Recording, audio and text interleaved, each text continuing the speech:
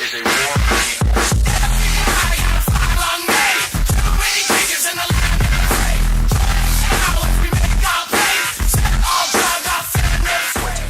On September 11th, 2001, World Trade Center Building 7 collapsed in 6.5 seconds from normal office fires, according to the government's final report. World Trade Center 7 collapsed because of fires fueled by office furnishings. It did not collapse from explosives or from fuel oil fires. Later, the government finally admitted that Building 7 collapsed at the rate of freefall after trying to deny it. So, what's wrong with a building in freefall?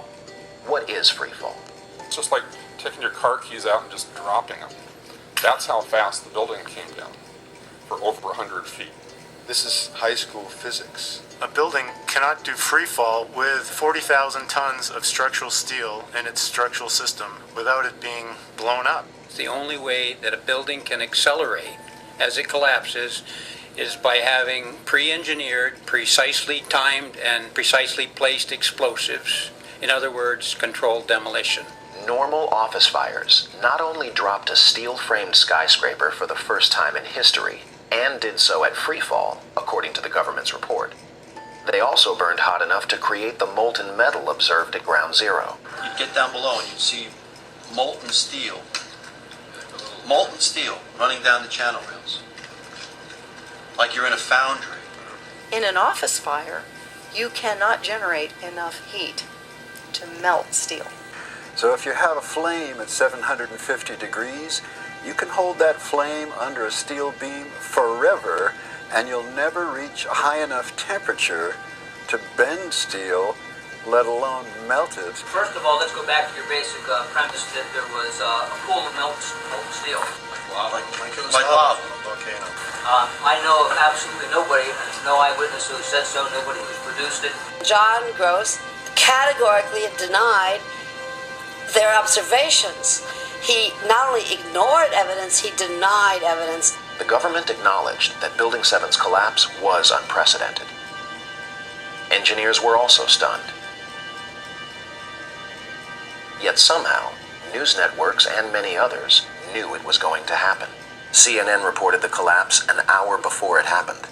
We are getting information now that one of the other buildings, Building 7, in the World Trade Center complex is on fire and has either collapsed or is collapsing. And a few blocks away, Keep your eye on that building, it'll be coming down. The building is about to blow up. Pull it back. Now, more on the latest building collapse in New York. the BBC even reported the collapse in detail live from New York over 20 minutes before it happened, with Building 7 still standing in the background. Immediately after Building 7's collapse, FDNY Lieutenant David Restuccio had this to say. We had heard reports that the building was unstable and that eventually would either come down on its own or it would be taken down.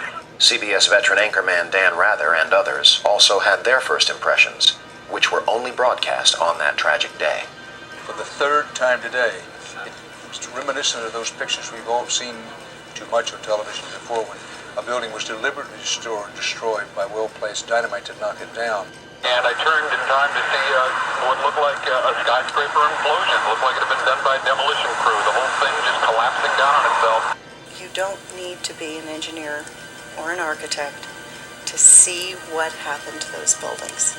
The most obvious hypothesis for anyone looking at the films is that the buildings came down because there was very carefully controlled demolition with high explosives that had been planted weeks, if not months, before. 9/11 claimed thousands of lives and touched millions more. It led us into 2 wars and was used to scale back our civil liberties and invade our privacy. But many people are beginning to question what we were told, and we are demanding answers. So how do we do it? We find our own voices and then we raise them together.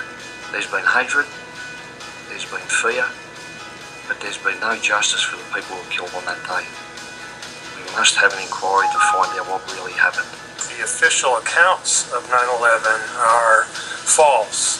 This is so important that you've got to put your usual sources on hold for a while. You take it slowly, just slowly digest it, slowly accept it. When the most likely hypothesis in the case of Building 7 wasn't even mentioned. They didn't talk about Building 7. Nobody mentioned it. And it wasn't hit by planes. So why did it go down? What I want to persuade you to do is look into it, right? And make up your own mind. Rethink 9/11. Rethink 9/11! Perth Australia supports. Rethink 9/11! Join us and millions around the world who are now learning about the evidence and uniting to rethink 9/11.